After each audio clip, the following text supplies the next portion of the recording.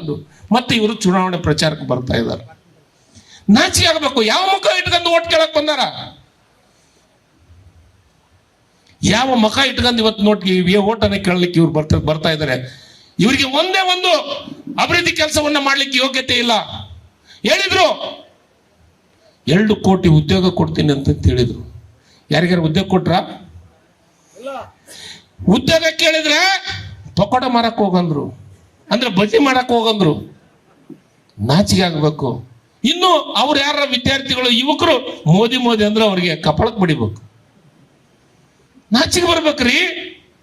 ಇದು ಸಣ್ಣ ಕೆಲಸನ? 2 ಕೋಟಿ ಉದ್ಯೋಗ 1 ವರ್ಷಕ್ಕೆ ಕೊಡ್ತೀನಂದು 10 ವರ್ಷದೊಳಗೆ ಇವತ್ತು ನನಗನ್ಸಿದ ಮಟ್ಟಿಗೆ 20 ಕೋಟಿ ಉದ್ಯೋಗ ಆಗ್ಬೇಕಾಗಿತ್ತು ಮಕ್ಕಳು ಯುವಕರಿಗೆ. ನಾವು ಅದನ್ನೇ ಮಾತು ಕೊಟ್ಟಿದ್ವಿ. ಸನ್ಮಾನ್ಯ ಸಿದ್ದರಾಮಯ್ಯನವರು, DK ಶಿವಕುಮಾರ್ ಅವರು, ರಾಹುಲ್ ಗಾಂಧಿ ಅವರು, ಸೋನಿಯಾ ಗಾಂಧಿ ಅವರು, ಪ್ರಿಯಾಂಕಾ ಗಾಂಧಿ ಅವರು ಒಂದೇ ಮಾತನ್ನು ಹೇಳಿದ್ರು, ನಾವು 5 ಗ್ಯಾರಂಟಿಯನ್ನು ಕೊಡ್ತೀವಿ, ನಮ್ಮನ್ನು ಗೆಲ್ಸಂಬರ್ರಿ ಅಂತಂದ್ರು.